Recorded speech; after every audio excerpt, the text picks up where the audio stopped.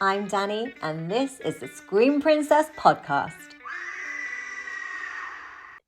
Hello there, everybody. I'm Danny, and you are watching or listening to the Scream Princess podcast. And I've got a super special guest today, Elly Prizeman, who has she's been newly appointed as one of the directors of the Essex Witch Museum, which is a museum that is not quite open yet, I think. Am I right? You're right. I'm Not right. yet. We have So a venue, we but it's hope not that open. there's a venue, they're raising funds, but you're going to learn all about it and then hopefully you'll be super excited to go and visit. I feel like I'm already excited about this. How are you? I'm really good, thank you. Super busy because Good. it's obviously spooky season, so Yes, it's all going on. yes. Before we get into it all though, I want to talk about how we met. So we met, and I don't know what year it was now.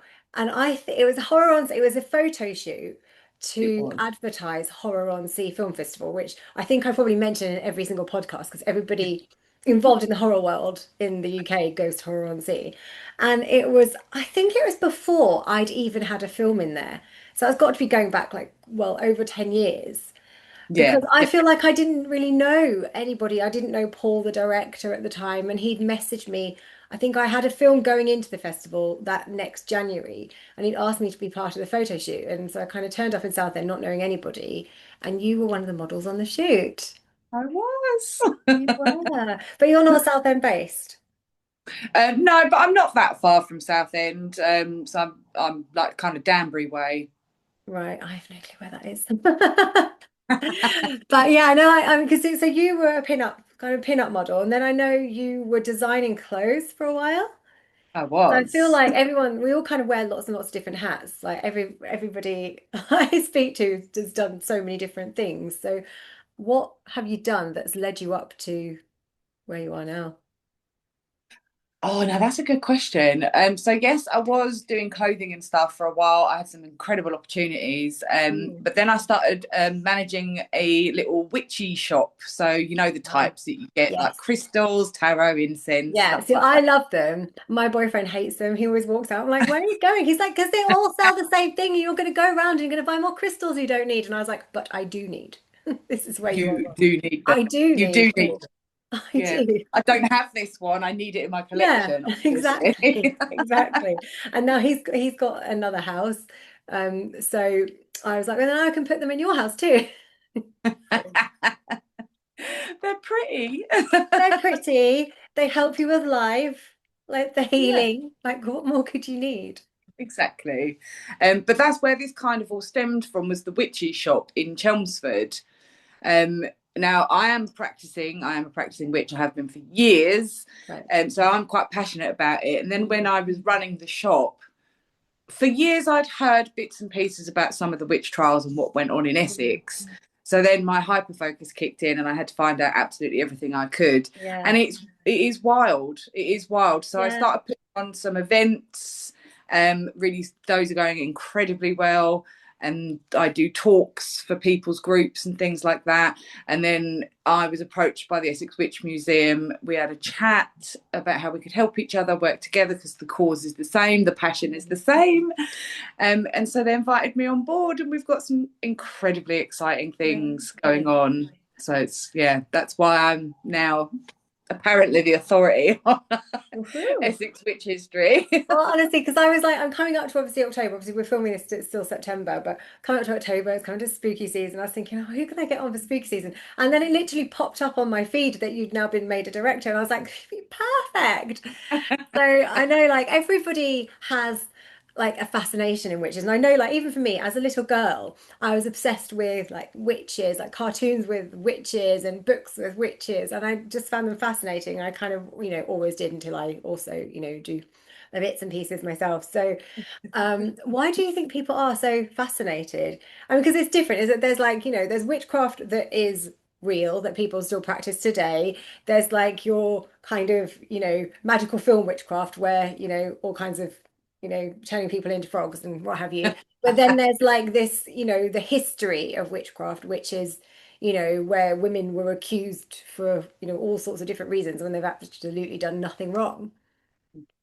So, it is weird. So there's always been a fascination, Mm. and I think going back to like the trials and the persecutions, they a lot of them probably weren't even witches, if we're No. honest. They were also just God fearing people. It's just they were in wrong place, wrong time, wrong Yeah. era. But I think there's always the romantic side of it, the fascination with witches and Mm. witchcraft, I think, is because it's like, oh, it's otherworldly, and oh, if Yeah. I put my energy into this, maybe I can make cool things happen in my life and have this talisman. Mm. It's just, it's a really nice practice, though. It's very Mm. peaceful, it's very loving, it's very light, and trying to be a sort of a bit of positive mindset. And then kind of like, Mm. if it helps you, the little rituals and the spell work that you do, then there's like there's Yeah. no issue with it really. But I think there's been a fact. It's in the olden days, it was trying to explain something that you couldn't explain because they didn't Mm. have the knowledge and the science and the medicine and stuff we have now. So if something Yeah. weird happened, it's magic, and Yeah. they truly believed it was magic, which is adorable. But Not so no, much if you were then, locked up for yeah, it when you were, no. trying to help somebody. Yeah, but it's funny because you saying earlier you were really into witches and stuff. Mm. The modern imagery we see of Halloween witches does actually stem from the history of the witch trials. Mm. Um, when they were imprisoned, they were often imprisoned for about 6 months at a time. Dental was not what it was. People would have Mm. been missing teeth. If you are left in a cell to slowly rot for months at a time and malnutritioned, your skin starts to take that green tinge. You're very emaciated. You're very like hunched over and ill. And then this is where the cartoon witch comes from, to have why they've got green skin, why they're all gnarly, why they've got teeth missing, is because of these genuine cases of people that their skin did go green because they were fucking sick. That actually makes a lot of sense. I've never actually heard it described like that before. Yeah, it is wild. It is wild, but like it's something that people enjoy at Halloween, and I get it. Let's like try and not make people depressed. But I think like when we were little, I had this conversation with people, but Halloween wasn't like the big deal it is now. So you couldn't go to a shop and buy a Halloween costume. So it was the bin bag witch. Like Yeah, everybody's mum put them in a bin bag, and you might have had a mask and a hat, but you'd have been wearing a bin bag. And I feel like that was the same for everybody, yeah, up until maybe the last like 20 years or something, where it's become like more of a thing and easier to find stuff. But witches were always the one, weren't they, that they yeah, associated most, I think. yeah. The Yeah, witches it's funny around as well that Halloween. they're always in black because everyone demonizes the color black and they're like, "Oh, it's evil." Yeah, I just think it's slimming. 100%. And it goes with everything. It goes with everything, and also in magic terms, if you're into color magic, black is the color of protection. So it's Yeah, actually a really positive thing. It's not sinister at all. yeah. Banishing negativity. 100%. That is very true. That is very true. That is very true. So I think everybody has heard of like the Salem witch trials. So that's like the most famous witch trials. And I grew up in Norfolk, so East Anglia myself, and you had like we heard of like Matthew Hopkins, and I think it was the same for Essex. He was the one who was, I think it was the whole of like the East Anglia region. So it was like Norfolk, Suffolk, Essex, Cambridge, and he kind of was this kind of, I don't even know how he got that job or how he got that title, I but can tell you you both. can I can tell answer me. both of those questions. Perfect. So yeah, Matthew Hopkins, he came from like Manningtree way, which is kind of on the way to Colchester. He was self-appointed as a witchfinder general. Ah. He bestowed that title upon himself, and it was because he had struck up some bargains with local councillors in local villages that if he found a witch and got her to confess, he'd get Mhm. paid for it. Ah. So it was in his best interests to persecute as many women as he possibly could to line his pockets. Mm. Um, he was also highly, highly religious. He was like chief of the Puritans back then in Mm. that era in the 17th century, but it was completely self bestowed. It was Mm. not a title given to him by someone else. Right. But So, he wreaked. There were three sets of witch trials in Essex, and his was the last and the worst. right. Because I've got here written down.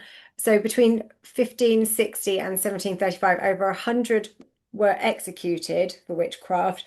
30 over 30 died in prison, and there were like over 900 accused. Yes, yeah, that's right. So is that just Um, him trying to go around making money? He's like, well, you look a bit witchy. yeah, yeah, Yeah. basically.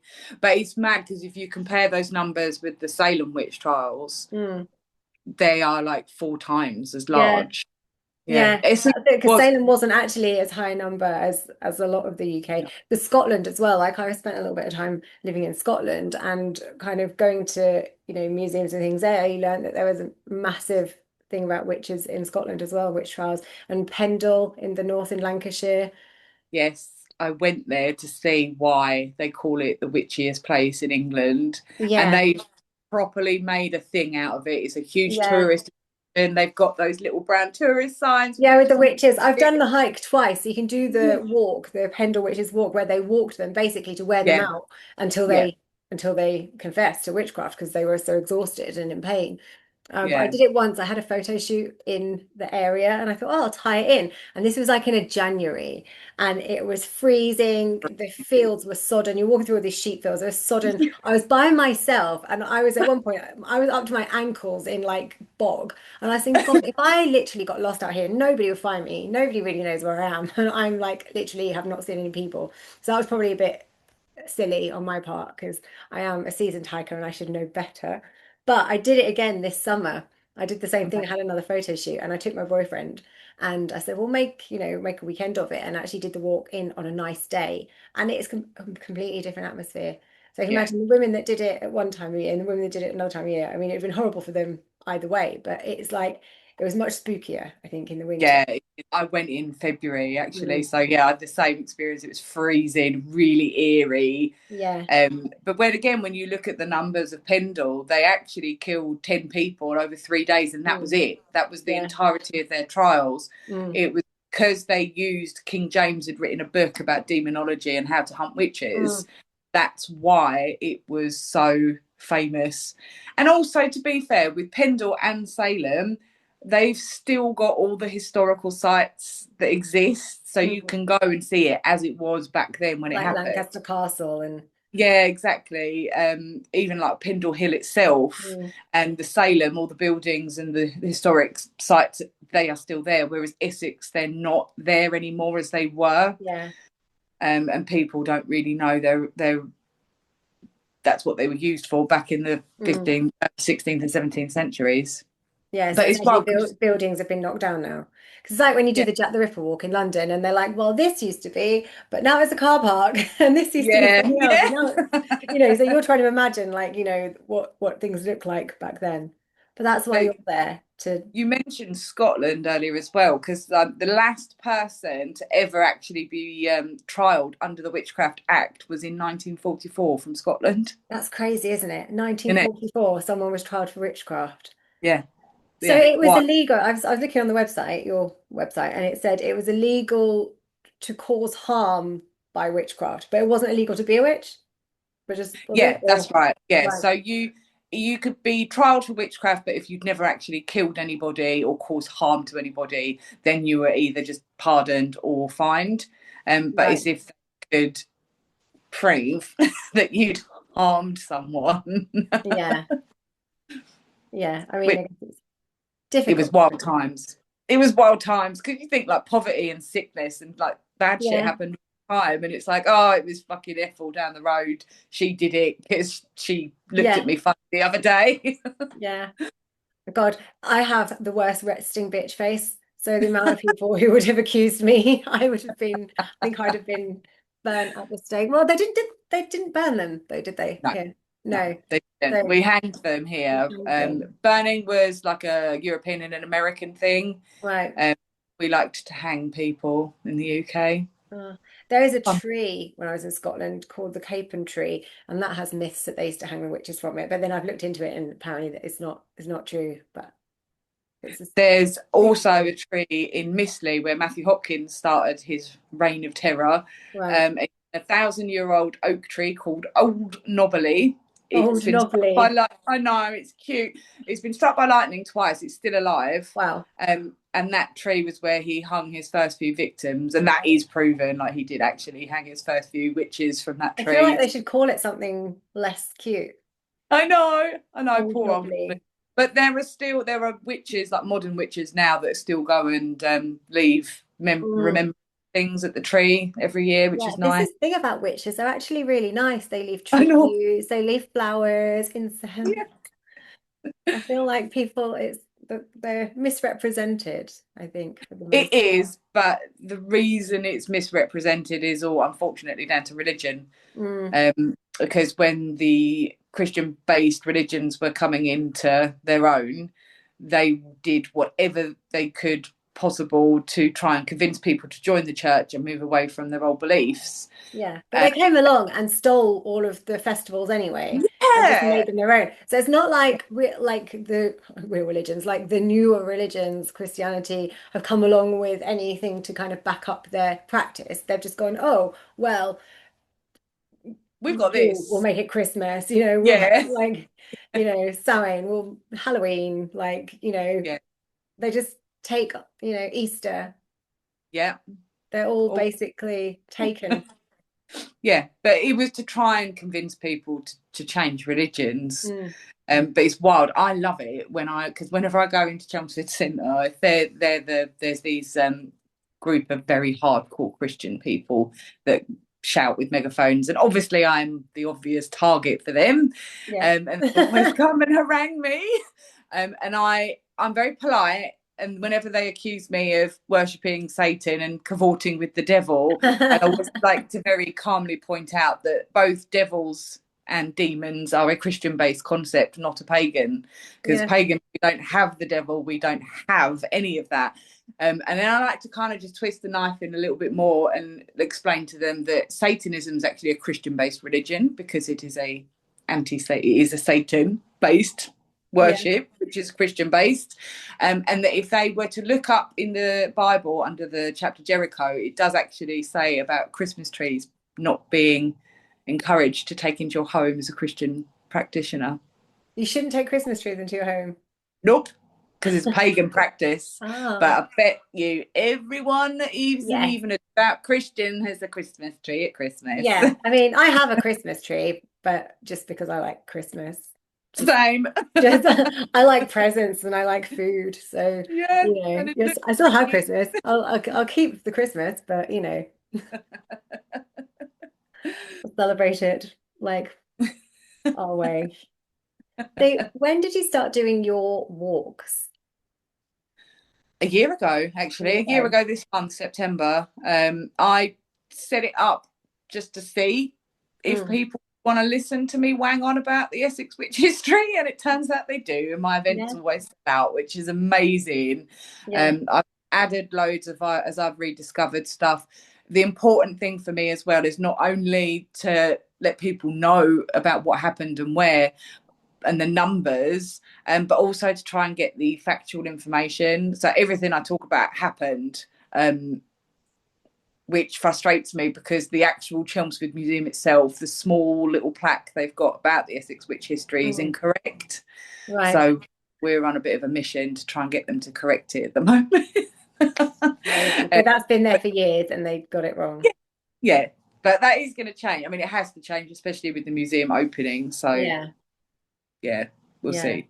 But have you, do you know Sid Moore? She's a writer. And Yes.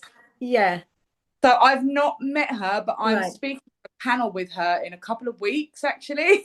Oh, she's lovely. Say hi. So I she's will. actually like I've met her when I was writing for Haunted magazine. I interviewed her about one of her books, but she actually has been to, I don't think Horror on Sea, but I think the Southend Film Festival galas. So I actually met her there. It's like it's such a small world, isn't it?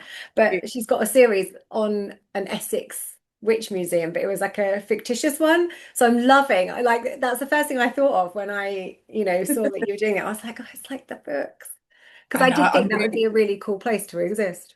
Yeah. Really, I'm nervous about meeting her because she is like one of the pinnacle people in this kind of information sharing. She really knows her shit.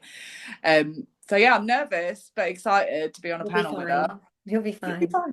Yeah, she seems lovely. She's Everyone I very know that's nice. met her says Yeah. she's lovely, so Yeah, it'll she be is. fine. She is. She is. I think like when I met her, she had a Wizard of Oz dress on as well. She'd had it made and it had like Dorothy and the poppies. And I was like, wow. Wow, that's cool. I know.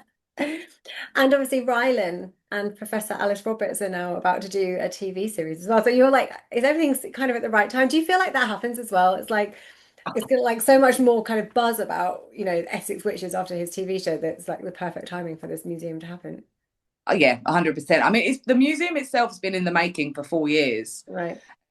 The original directors and volunteers have spent 4 years in the records office getting everything as factual as possible. Hmm. I'm nervous about the documentary coming out because I have a feeling, because I have some inside information I'm not allowed to share. But I've heard that I don't think they've got the history correct, which Oh, I'm a oh. bit heartbroken about. Well, then But you can go on record and put them right. I know, I just wish they'd have maybe spoken to the museum when they started filming, Mm. because it's going to break my heart. I get it wrong. I think it's a really odd choice. Like I get that Ryland's from Essex and I really like him, but I was like, you don't see him as like a serious documentary maker. Maybe this is like going to change his career, which I think this would be really good for him. And I think also what's good is he'll bring a different demographic to watching the show. Like Professor Alice Yeah, Roberts will have like people that want to see documentaries and that want to, learn things. Whereas he's got a fan base that is, completely elsewhere, but they will watch it. So I think in a way that's really good that it's like clever pairing. yeah. Mm. I will watch it, and I'm interested to see how Yeah. they do it. EA is just gonna break my heart if when they say the wrong thing. Yeah. Do you think sometimes though, with documentaries they say what they want people to hear as well? They say like what they think people want Sometimes, to hear. They kind of their own take sometimes on the truth sometimes. it's frustrating though in those instances because it's like it's fake news.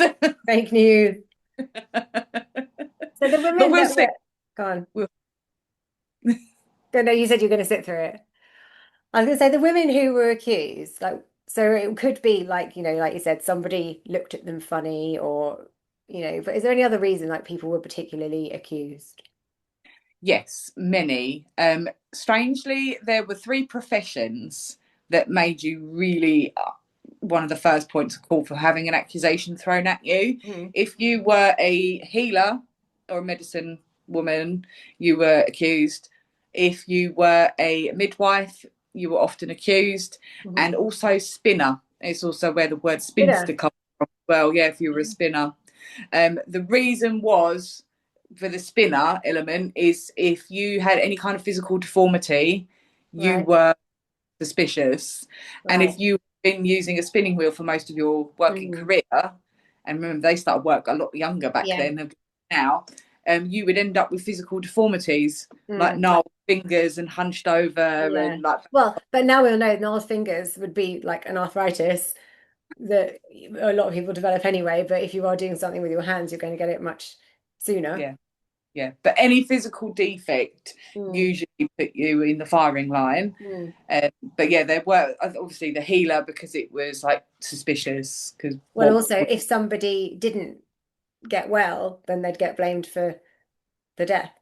And yeah, the same with midwives, I guess. yeah, If because like mortality rate in infants was high then, yep, and that was due to like cleanliness and lack of everything else that they didn't have. But it yeah. would be the midwife's fault rather than natural. Yeah, because they needed a scapegoat. They Yeah, needed to understand why their children were yeah. dying. Which makes you wonder then why those women were like, I'm going to become a midwife. I'd be like, no, deal with your own baby. Yeah, I Off know. you go. But there are reports that I've read a few stories about people that were midwives that tried to refuse attending births because Mm, they'd already had fingers pointed at them yeah. previously. But then they have the pressure put on them by the village Mm, that help, you need to help. They'll reluctantly help and then get freaking put in a cell anyway, yeah. regardless. So you can't win. And they used to go around pricking the witches or the so-called witches to Yeah. test. So how did that work? So that was a Matthew Hopkins thing. He was renowned for it. Mm, They created, so he worked alongside someone else called John Stern and then a group of women. Um, they created these retractable blades and retractable needles, you know, like see in the charity, in the joke shops where you Yeah, get like those. so, like a film injection type thing. Yeah, Yeah, exactly that. If you were stabbed with a needle or a blade and you didn't bleed, you were a witch. right. Again, it was a way to prove someone was by having these Yeah, retractable blades. You'd give them a yoink and nothing would happen. yeah. So, oh, you're up. Wow. And Yeah. did we do the sink or swim thing here? Yes. Do you know Yeah. where that comes from? I don't. I know there's a bridge in Norwich called Phi Bridge, and rumor has it they used to sink or swim the witches from there. But I don't know Yeah. where the no, I don't know where it came from. So yeah, it's also called swimming. They call it swimming, and Mm, obviously the idea is if you're a devout religious Christian, you sink because you're accepted into the gates of heaven and live your pure life on right, the other side. If you were a witch, you were repelled from the water because you were evil. But they would bless the water first. So it was to do with baptism and renouncing your baptism if you were cavorting with the devil. right. So it was a trial by water affair because if you were holy and had been baptized and were still loyal to it, you would just be accepted. But then he drowned. Yes. So it was So a no win. either way, it's not a Either good way, outcome.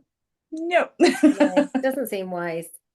No. But again, it's very primitive times and understandings of things. Mm, So they wholeheartedly believe that was a fair trial. yeah. But why do people believe like Matthew Hopkins obviously knew it wasn't, and the people he was working with, they knew it wasn't. So they were just crooks.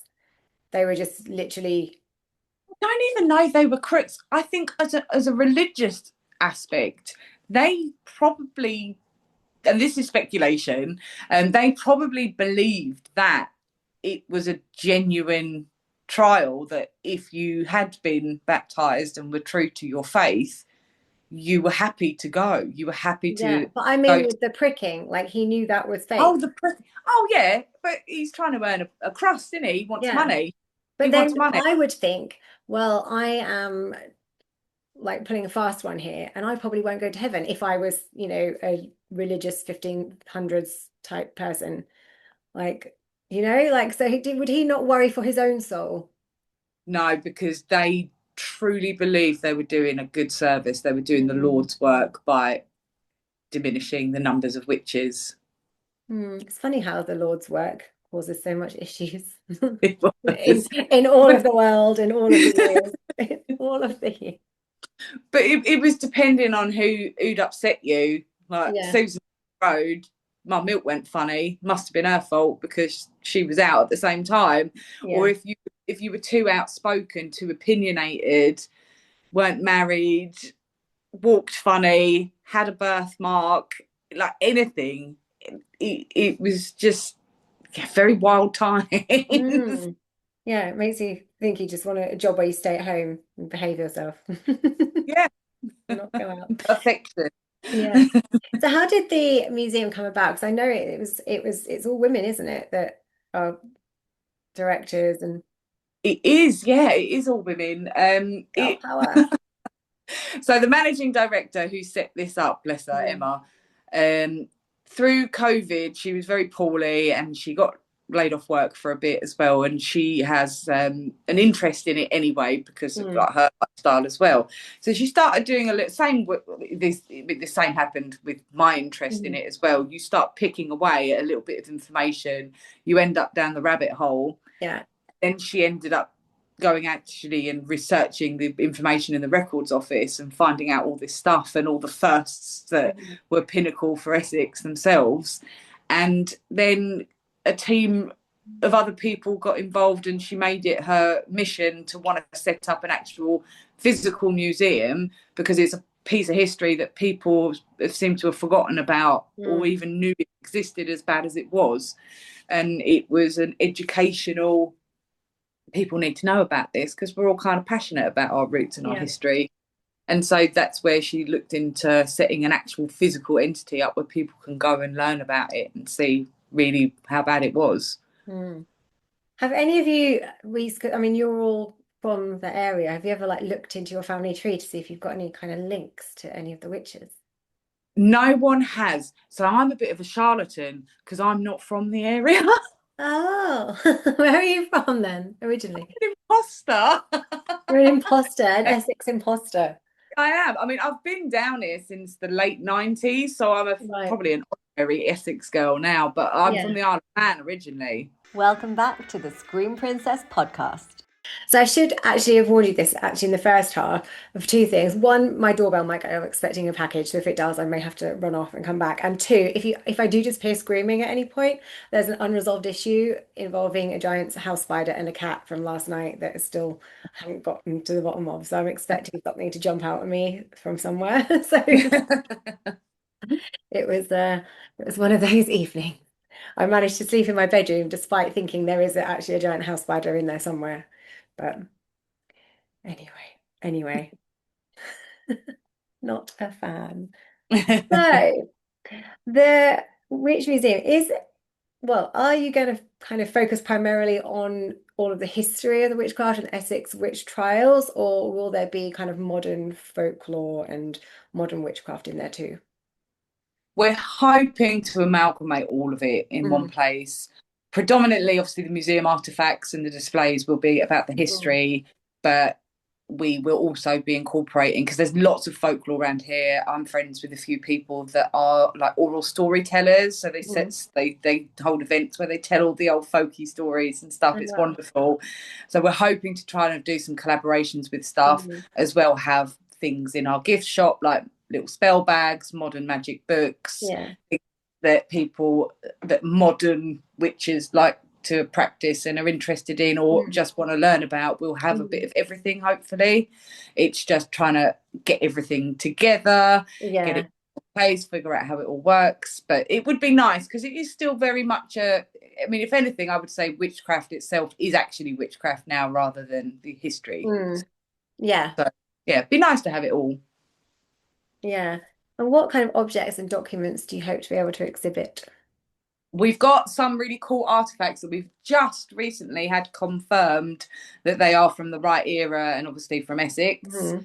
Mm, So they will be on display. Hopefully, some scenes that we can get out, some of the old woodcutter drawings. If you ever look at Essex Witches and the images, you get these really nice little line basic drawings of some of the scenes. mm-hmm. Some of those, some stories on plaques and things like that. We have got an event coming up that's finally been announced yesterday. I'm allowed to talk about, but we're holding a pop-up museum in Chelmsford Oh, wow. in October half term. So Mm-hmm. Chelmsford has this theme for October half term every year, run by the city council, Mm-hmm. and they have these inflatables and trails, and kids can take part and stamp Right. off things. And this year, for the next 2 years, it's going to be Witch Week, Oh, which is wow. super exciting. There is a huge building at the top of Chelmsford High Street called Shah Hall, which is a Victorian building, so it's later dated, Mm-hmm. but it's a really cool, old, impressive building. Was a courthouse, and they're Right. allowing us to have an actual physical pop-up museum in this building. Amazing. So we will be able to sell literature, try and offer some sort of fundraising, Mm-hmm. and as well as have little kind of gimmicky things as well for Yeah. modern witches or modern aesthetics, like little spell bags and books and things like Mm-hmm. that. So yeah, it's super exciting. Finally got released publicly, so we've got a lot to do to set it up. Yeah. Yeah, not long now then. How do you go about finding artifacts? Like, do you just trawl online? Do you like go around weird I antique don't shops? know. Like, how do you find stuff? I'm not sure where our managing directors acquired the artifacts from and where she starts out with stuff like that. I think she has with a couple of things, um, looked on eBay and Mm-hmm. sort of vintage selling sites. There's lots of oh god, what on earth do you call Battlesbridge? There's loads of like antique places around Yeah, here. like antiques emporiums. Yeah. Yeah. So it's kind of trawling through stuff and seeing where, trying to get it dated, because Mm. she took the most recent artifact. We've got a cauldron. We've got an actual cold 17th century Wow, cauldron, which has been that's really confirmed. cool. Yeah, it's really cool. But what would that have been then? A cooking pot? Yeah. Yeah. So They that's were what all people. used in all households. Mm. it wasn't necessarily if you were a witch. Everyone used cauldrons. I mean, Yeah. hell, if you have a crock pot these days, you've got a modern cauldron. Yeah, no, that's true. That's true. Even a saucepan, I guess. Yeah, Like yeah, they didn't have a stove, did they? They cooked on like the fire. So, yeah, we're yeah, cooking, we're cooking. Did you actually see in TK Maxx and Home Bargains, they had cast iron cauldrons that you just put on the stove. I didn't yeah. buy one, and now I'm questioning why I didn't. I'm Uh, like, why didn't no, I buy one of those? I feel like it would just be a bit heavy for me to do cooking and I'd have some kind of accident. yeah, yeah. So, It's an amazing aesthetic, but not massively yeah, not practical. no, no. My boyfriend instead bought me a one that says Hocus Pocus, and it's meant to it's like so I can put a plant in it, but it means I get to buy another plant. Oh But no. he didn't think that through either. Yes, I love going for a browse around an antiques emporium, but I mean you've got to know what you're looking for as well, because sometimes you go into those places and there's so much stuff that like you don't know what half of it is. So you No. must really, if there's like little implements or whatever, it must be really hard to find stuff. Yeah. And how do you go I about think dating a cauldron? so there is an antiques event that happens in Essex where there are actual experts and people that will either do valuations and confirmation of dating things. So Emma took all of the things that she had been acquiring and had them all professionally dated, Mm. and all of them were accurate and good and Oh. authentic, On which the is like not so awesome. nice side, I recently went to somewhere called Chillingham Castle. It's in the Right. northeast, and they've got like lots of like they've got a torture room with all these torture things, but they actually had a barrel that they would roll people accused of witchcraft with pins in it and like Yeah, roll them down the big hill. rolling It's barrel. really Yeah, thick. Yeah, they had one of those barrels there, yeah. but there's It like would be awesome if we could find some of the testing devices, like the refractive mm, daggers and things. But yeah, yeah, I mean. who knows? You never Where, know. yeah, like even if they still exist, like I don't because there's a witchcraft museum in Boscastle, isn't there? Have you been to it? Yeah, I haven't yeah. been. No, I haven't I either. don't know. I have. I remember when Victor Wind had like a small display of some of their stuff. It had come up to London to the Last Tuesday Society, and he had a few bits and pieces in there, but there was nothing like that. So I don't know. Don't know. It is tricky. It is tricky, Mm, and it's trying to get it so that people are interested and they'll look at all of mm, it and know yeah, that it's authentic. The cauldron gets a lot of attention when we've done like little yeah. pop-up events. We always take the cauldron. That's quite heavy to carry around as part It's of your not massive. kit. Oh, is it not? No, it's only a little Okay. one, so that's fine. That's enough. So I was picturing this like, almost a bath. We can get in and the bubbles coming out. But it's not quite like that. So what do you hope people will kind of get from the experience of coming to the museum? um, that is a very good question. Loads of things. First, I think firstly is education, Mm, that they learn a bit more about the history of Essex and how bad it was, why it was known as Witch County. Also, learning that there were quite a lot of firsts, like the first person to ever be hanged for witchcraft was actually in Chelmsford, mm, where the assizes site was, where they hanged them, how they hanged them, which is quite brutal. mm, And then being able to see and interact with some of the things that we are able to put on display, mm, and just can't.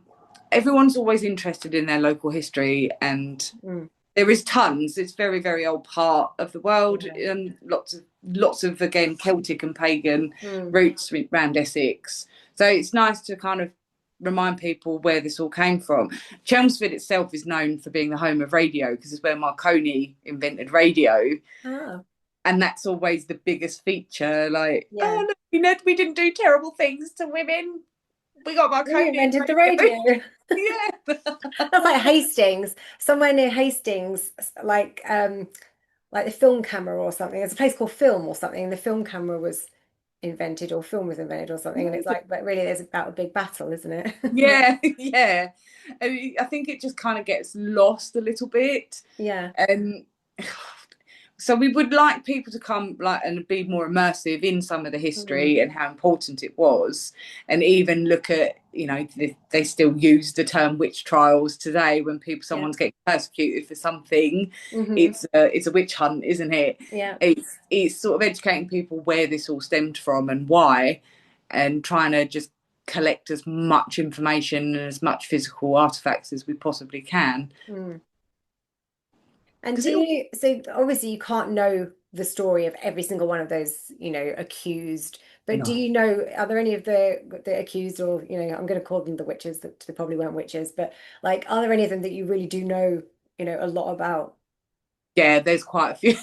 There's quite a few. And this is where Emma's spent so much time in the records office, because history records back then are not as thorough and clear as they probably would be these days. The way they recorded things was quite intermittent and irregular. So at the moment, some of the people she's been looking into, she's trying to find out what happened to them afterwards, if they were persecuted and then taken to trial and were pardoned. Where did they end up? Where did they go? What happened to these women? What happened to these people? But there are some of I have a book that lists all of the first lot of trials and what the women were there for, how many times they were there for, the first witch that was hanged, the one that was known as the first witch, some of the torture victims from Matthew Hopkins. And I have immersed myself in trying to find out the stories and the information. So there are some of the people that I talk most about, that I've learnt the most about, because it's been relevant and important to the stories. But but there were so many, and like if you look at the numbers, there were nearly 1,000 people that were indicted. It is so hard, and those are the ones that were recorded. There were probably more. There were probably villagers that had their local vigilante that took it upon themselves to help the cause of banishing witches. It's never going to be 100%. Even the numbers themselves that we've released at the moment, they change all the time. The more research you do, they change. So we're trying to keep things as up to date and as factual as we possibly can. So hang on, I need to look at my questions here. I'm like, That's okay. because we've answered some of them without me actually asking them. Amazing. So we've answered those ones, on another page. Well, we're coming up to spooky season. So, oh no, hang on. I have got a good question. Here it is. If you could step back in time and meet one historical witch from Essex, who would it be? Oh. I don't know. I don't know if I've got the balls to meet any of them because of how much they suffered. I would have liked to have met the first witch, I think, Elizabeth Lowes. I would have, because she was, as far as all of the indictments and suffering, she was trialed and hanged in the same day. Wow. She didn't have to suffer for an unknown amount of time. And I would have liked to have met her to understand her personality more, because she was accused for ages for so many different things. Right. She was in the trials, the early trials, countless times. Her name was in there. And I'm curious to know what kind of person she was that made Does her... it tell you? Does it tell you like what reason No. she's been accused each time? It doesn't tell you anything. It tells you roughly. So, she was accused of all sorts. She was accused of making cattle sick and things going wrong in the village. She was accused of bewitching her own husband. And I'm like, oh, she must have been putting out some moves between the sheets. Well, then you wonder who actually accused her. Like, was it men accusing her? Was it women accusing her? Like, it's like, who does you don't know who. There's no record of who accused her for what thing. It was is accused for this. Right. The cat was sick, and we have it on authority that it was Elizabeth. I mean, one of the wildest stories about Elizabeth was she had an argument. She was a spinner, a midwife, and a healer. Oh God! She was all she was like, she had no chance. No, but one of the famous stories about one of the accusations, there was another spinner in the village and they had this massive argument publicly. A spinning war. And then she accused her of being a witch because there were rumours that she was a witch. And she said, if it be as folks say, thou art a witch. And then she retorted and said, if I be a witch, then the devil be witch. And because they were having this argument, and at those words, this woman fell on the floor and convulsed. Right. Nowadays, we probably know that as something like epilepsy brought on by the stress of the argument and the situation in itself. But because of the timing of words and that she was already under suspicion, oh, well, that's it. That's, you cursed her. Yeah. I wish you could sometimes, I wish we had that kind of power. Yeah. Although, if someone upsets me that much, I will put them in a jar. Yeah. Can you tell us about a few more of the other prominent witches and their stories? The other one that is the most famous in Essex that you will see if you watch the documentary with Rylan is Agnes Waterhouse. Right. And she had a very unfortunate story. She's got a wild story, actually. She ended up being hanged when she was 64, which, to be fair, in those days was quite an age. Yeah. I think people were lucky if they made it to 40, weren't they? Was it the 17th century? Yes. 1600s? No, 16th. Yeah, right, it was okay. the first, 16th century. Right. In the 1500s. So she, one of the rumours with Agnes, for years, Agnes was believed to have been the first woman in Essex and the country to be hanged for witchcraft. Right. Wasn't, it was Elizabeth, but for years, that's what the museum says, it was Agnes. And, she still deserves her moment in the sun. Yeah. She was rumoured to have had a demonic cat that did her bidding. That she I've got a demonic cat. I've got a demonic cat now. But this cat, I've got a book about Agnes, and it's all written it's from her original lot of trials. Right. And it's all written in Old English, so you have to kind of learn to try and translate it a bit. And the cat had a very unusual name, especially for those times. In Old English, the cat's name was Sathan. Sathan, right. Which in modern English is Satan. Right. It was rumoured that the cat spoke back to her in this low, hollow voice and that she sent it to do her wicked bidding if someone had upset her. But they really believed this. They really believed this cat was her familiar, or her imp, as they called them, and was out doing her bidding. In the end, she did confess to being a witch for about 25 years. Because she had been up in trials so many times. But she just got thick of it and thought, yeah. Give in. Her daughter Joan as well was also accused of being a witch because obviously her mother. And in her last trial, her daughter testified against her. Wow. But you have to speculate, did she do it to just get herself off the hook? Or did she do it because Agnes said to her, look, I've lived my life, I've had enough. Free yourself, I'll take the rap, stand up against me, my life's over, good luck. You don't know. You don't know. It could be either of those things. Like, she may have been ill. She may. So it was like an easy way of, out if there was, if it wasn't going to get better. No. Because I've been to somewhere around St. Osyth. Was there what's still there? I'm sure I've gone on a walk and that you're meant to be able to see there was where someone was in a cage at one point or something. Yeah, St. Osyth has a huge history. Right. I don't know a huge deal about St. Osyth. Right. I know that they had a very strange way of trying to, I don't know what the word is, it's not banishing. When they had executed a witch, they used to stake them into the grave with metal to make sure they couldn't rise and come back. Yeah. But there are places that you can go and still see where some of them were actually, like you say, kept in cages and in prison.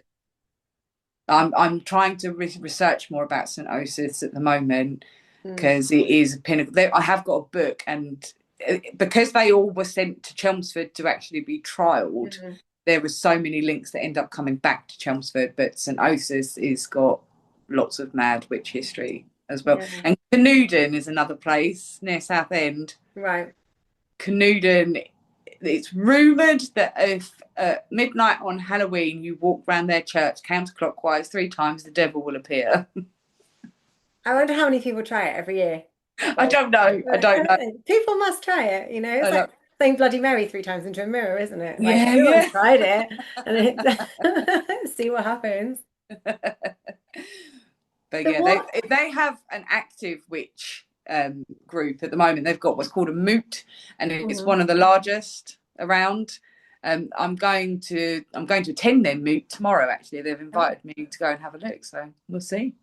What happens at a moot? Loads of things. They do have speakers and stuff. They've asked me to do some speaking at it tomorrow night, and they have like rituals and spell sharing and blessings and all pagan-y stuff. Yeah, it's cool. The lady that runs it's amazing. She's really nice. She's like proper old school witch. I love her. Oh.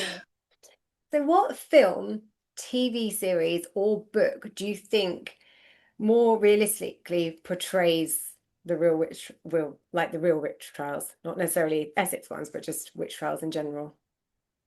Oh no, that I don't know. I don't think I've ever watched a movie that's based on trials themselves. Mm. Have I? I don't think I have. I've Or watched like witchy character yeah, sitcoms. or okay, so what do you think would represent like what people were really like and that they were being accused?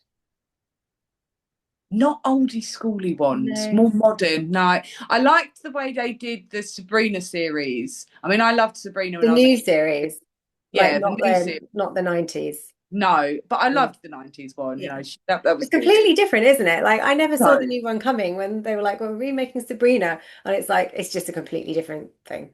yeah, but they've got a lot of the rituals and the belief systems around witchcraft quite correct in that. Right. So I liked it for that. I don't think I've ever watched anything that's super historical about it though, other than Yeah. documentaries. Right. Okay, so as we're coming up to spooky season, before we talk about all the fundraising and stuff for the museum, what witchy films would you recommend for spooky season?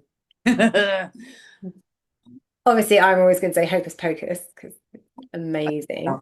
I do love that. It is a good the first one. Yeah. Do you know, I watched What the second one though more recently because I watched it. I was super excited about it coming out, and I was like, "Oh my God, they're making a sequel!" You know, like with Top Gun, they made a sequel like that many years later, and it was incredible. So I was hoping that Hocus Pocus was going to kind of do the same thing, and then I was like, "Oh, they've just yeah. literally ruined the memory of Hocus Pocus." But I watched it again the other day. And the second time round, I think I was a little bit more forgiving, and I was like, well, you know, it's still fun. I mean, it's nowhere near as good as the original, but No. it's, you know, it's watchable. But I'm nervous about Practical Magic too because I was just gonna say Practical Magic, yeah, because that I love that movie so yeah, much. But yeah, I've seen that they're doing a second, and I'm like, yeah. oh, I don't know how to But feel it's about not it. like yeah, but it is based on another book in the series, so it's not like a just completely like come out of nowhere, like just a script. So hopefully, and it's actually they're in Essex. Really? Yeah, so it's because of this curse, like the Owen's curse that's been on the women for hundreds of years, they had relatives like in Essex and they go to Essex to See? so yeah, so I don't know whether they actually filmed it there or they're probably in a studio somewhere. Like I Yeah. don't know, Oh, but that's really cool. yeah, so there Okay. is I feel like I just learned that on your on like your Facebook actually. It's possible. I know that there was an interview with a lady Alice recently. Hoffman. Yes, that's it. Writer. Yeah, she actually Yeah. mentioned I literally just read it, so I researched it from your site. Okay. And I know I'm so bad because the between the directors we all have our little roles. Yeah. When I'm caught up with stuff, I'll see they share a link saying we've just released this on our website, and I'm like, I need to go read that, and then I don't go and read it. It's so bad. So what are the different roles as the directors? We've all got kind of different experience and backgrounds, really. Mm. Um, one of our directors is more kind of business minded, accounting, all of that side of Mhm. things. We've got fundraising, we've got people that have links with like bookshops and events and event organisation and the researching itself. So we all bring different things to all amalgamate everything so that we're all getting it as right as we possibly can anyway. So when are you hoping to open? We're hoping next year. Next year. We're hoping next year. The earlier the better, as far as I'm concerned, but obviously it depends on logistics. Yeah. How can people get involved in fundraising? We've got links on our socials, on our website. We've got little events that we go to and do little pop-ups and things like that, so people can come and buy things that help obviously go towards funding. Anything I do is a paid event, as a talk, I put the money back into the museum. And the same with my walk events. I will, as of next year, be putting my prices up and giving 20% of my earnings to the museum as a fundraising. So anything really, we've got, I think, I don't know if it's a Just Giving, it is a donation QR code on our pages and on our website, that if people wanted to support us, they absolutely could. We've also got involved with some local businesses as well. Local tattooist who, she said out of her witchy collection that a 20% donation will be made to the museum. Oh, amazing. I want to come and get a witchy tattoo, but I'm so far away. I feel like I need like a film or something to come up in like in Chelmsford so that I can find, a reason to travel down and then get a witchy tattoo. Hell yes. Cool. Well, do you know what? Something will happen now. It always works out like that, doesn't it? Like there'll be a reason now that I need to be in Chelmsford. So I'll let you know, because I'd love to go on one of your let me know. walks as I'll show well. you the sites. That'd be super interesting. I actually love a walking tour. I love going on a walking tour and learning, history and things. So perfect. it'd be amazing. Well, thank you so much for coming on. I think it's going to be really, really interesting and like super fun one for my Halloween season on the podcast. Yay. Thank you. Thank you, Danny. See you soon. Bye.